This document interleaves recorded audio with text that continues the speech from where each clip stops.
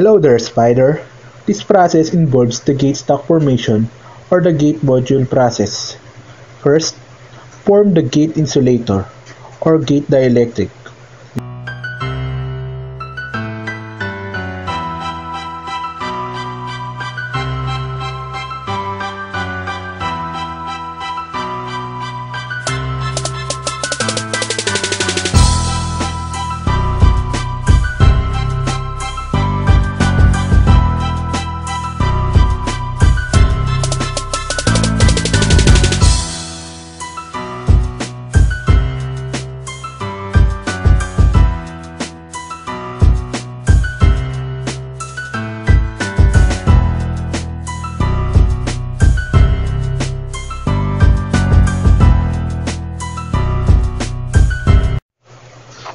Second step is cover it up with a polysilicon.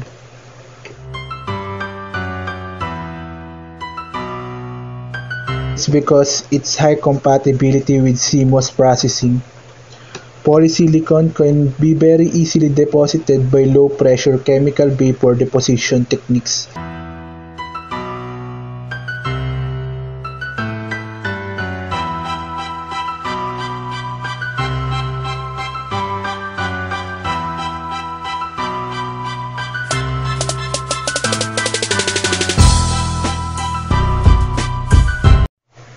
Next step is we will pattern the polysilicon.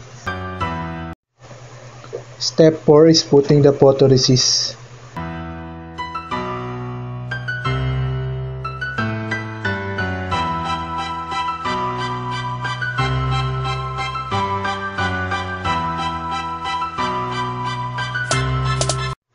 Step 5. Etch your polysilicon according to gate patterns.